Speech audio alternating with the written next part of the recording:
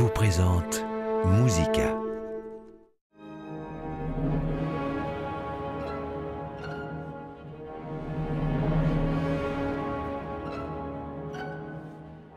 Il y a du Hitchcock et du Freud dans cette version de l'opéra dit Totestadt, la ville morte, d'Erich Wolfgang Korngold. Une œuvre onirique dont la première vient de se tenir à l'Opéra d'État de Bavière.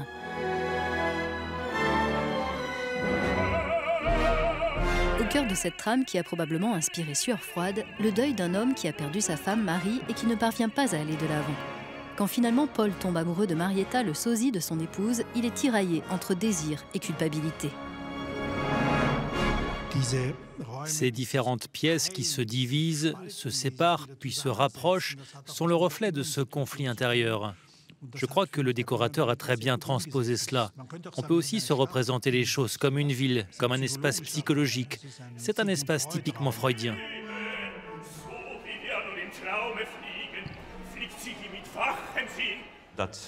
La salle de bain apparaît ensuite sur le toit, et Paul, lui, est en bas. Cela donne ce sentiment d'être dans un rêve, comme quand vous n'arrivez pas à atteindre quelque chose, alors que vous sentez que vous pouvez le faire parce que ce n'est pas si éloigné.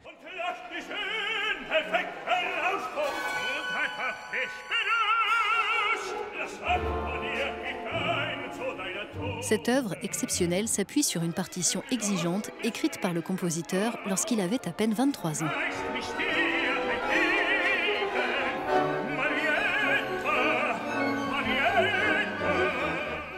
D'un point de vue technique, ce que le ténor doit interpréter dans le premier acte est quasiment infaisable.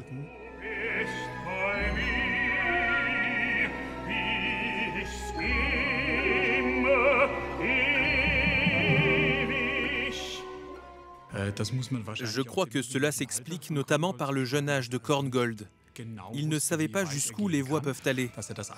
Tout ce qu'il avait en tête, tous ces changements d'harmonie et de rythme incroyables forment un dédale totalement fou, avec tous ces styles différents.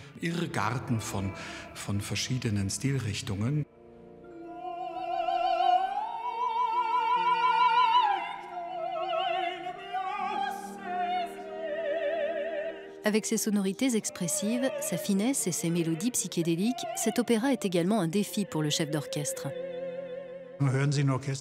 Écoutez attentivement ce qui vient de la fosse de l'orchestre et regardez ce qui se passe. C'est quelque chose que vous verrez rarement, en particulier avec une œuvre aussi difficile. Il y a cette manière dont Kirill Petrenko semble parfois disséquer la musique, sans jamais lui enlever sa poésie. En même temps, il y a ces contradictions, ces ruptures et ces flashs surprenants qui nous font quasiment basculer chez Hitchcock.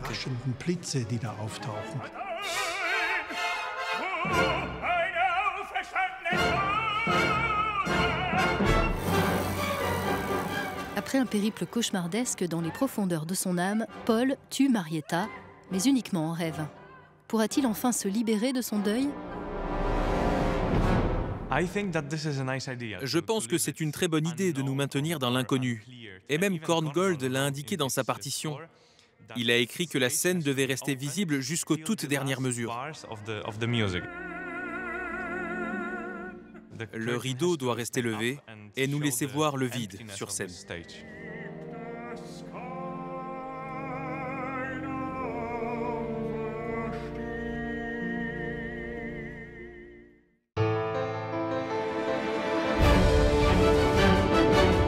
Musica, la passion de la musique avec Rolex.